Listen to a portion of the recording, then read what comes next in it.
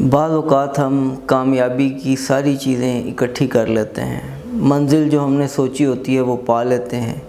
بعض اوقات اس سے آگے چلے جاتے ہیں، لیکن پھر بھی ہم اپنے قلب میں اطمینان، سکون، چین محسوس نہیں کرتے، ہمیں تسکین حاصل نہیں ہوتی، گویا کہ کسی چیز کو ہم اپنے اندر سے گم پاتے ہیں۔ ہم تلاش میں ہوتے ہیں کہ کوئی چیز ایسی ہے جو میں مس کر رہا ہوں، مجھے وہ چاہیے۔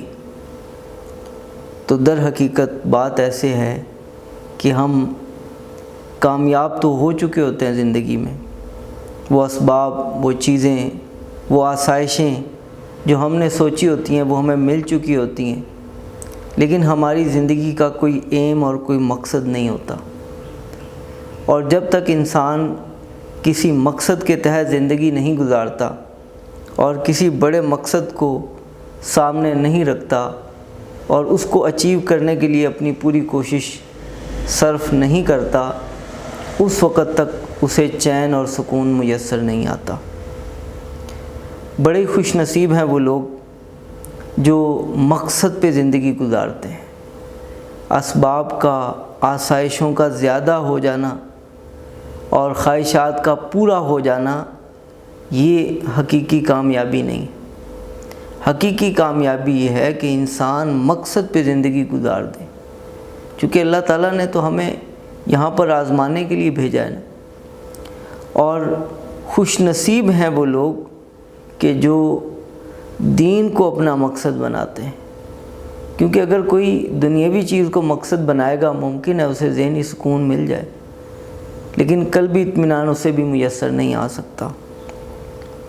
کیونکہ قلبی اطمینان اللہ تعالیٰ کی یاد سے متعلق ہے، اللہ تعالیٰ کی دین پر عمل کرنے سے اور اللہ تعالیٰ کے دین کے لیے کوششیں کرنے سے یہ حاصل ہوتا ہے۔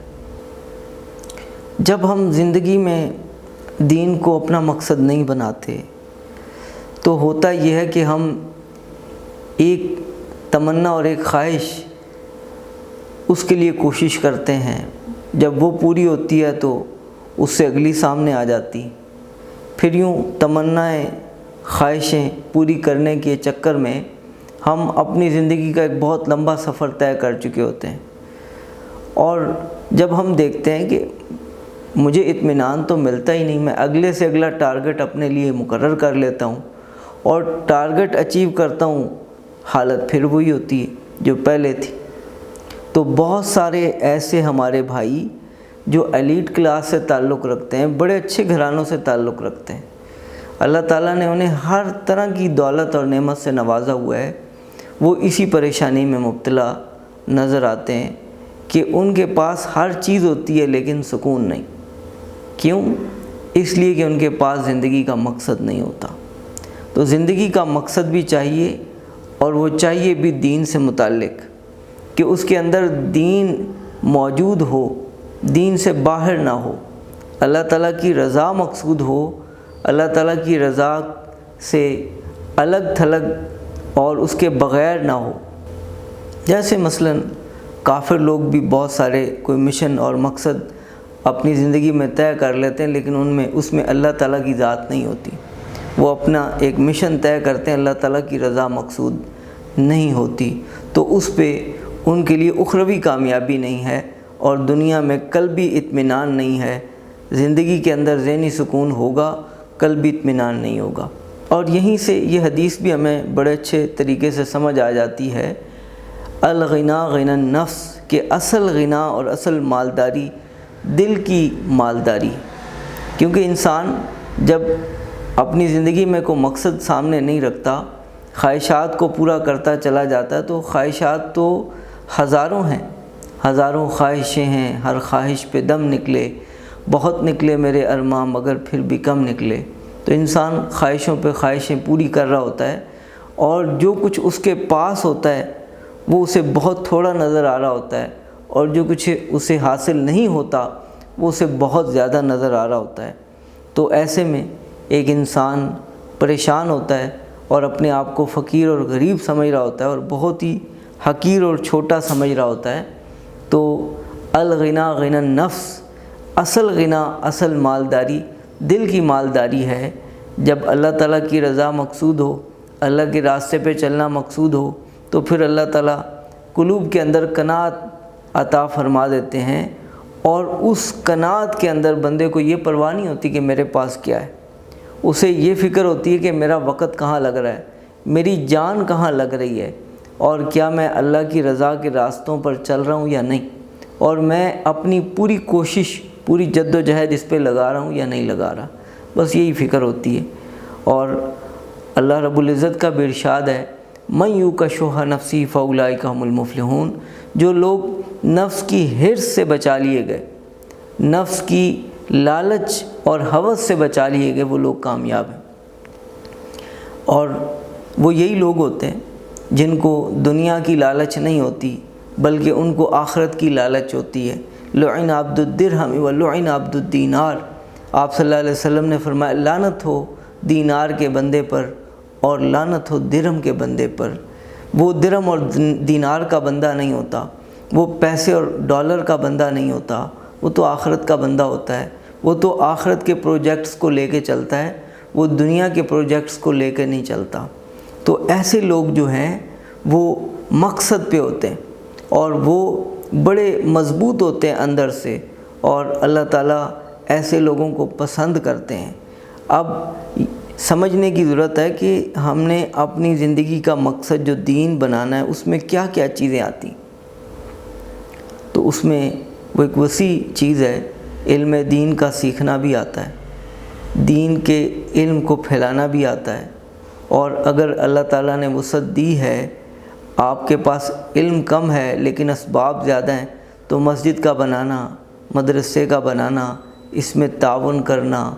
اور غرباء کی مدد کرنا، لوگوں کو خوشحال کرنے کی کوشش کرنا، کچھ ایسے لوگوں پہ محنت کرنا جو علم دین حاصل کر سکتے ہیں، اور داعی بننا، تبلیغ کا کام کرنا، دعوت کا کام کرنا، اور قرآن پاک خود سیکھنا، دوسروں کو سکھانے کی کوشش کرنا،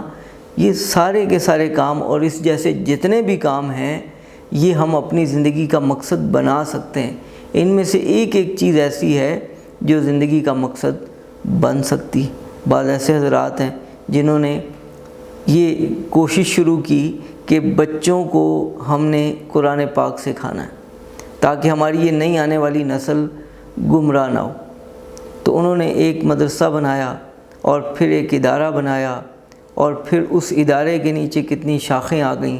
اور پھر اس سسٹم کو دوسرے حضرات نے دیکھا کہ ہاں یہ تو بات بڑی خوبصورت ہے کہ ہماری نسلیں کہیں گمراہی کا شکار نہ ہو جائیں، تو انہوں نے بھی یہ پروجیکٹ شروع کر دیا۔ اب دیکھیے ایک پروجیکٹ ہے، ایک چیز کو مقصد بنایا، اس میں سے کتنا کچھ نکل آیا۔ اب یہ نسلیں محفوظ ہو گئیں، تو اللہ تعالیٰ نے جو چیز بھی ہمیں دی ہے اس کو ہم یوٹیلائز کریں۔ اللہ تعالیٰ نے پیسے دیے ہیں، پیسوں کو یوٹیلائز کریں، صلاحیت دی ہے، صلاحیت کو یوٹیلائز کریں، علم دیا ہے، علم کو یوٹیلائز کریں، مہارت دی ہے، مہارت کو یوٹیلائز کریں، اور کوئی صلاحیت ایسی ہے جو استعمال ہو سکتی ہے، اس کو استعمال کریں، بھرپور طریقے سے استعمال کریں، اور پھر زندگی کا ایک مقصد متعین کر کے اس صلاحیت کو ادھر لگانا شروع کر دیں۔ اور اس میں یہ نہیں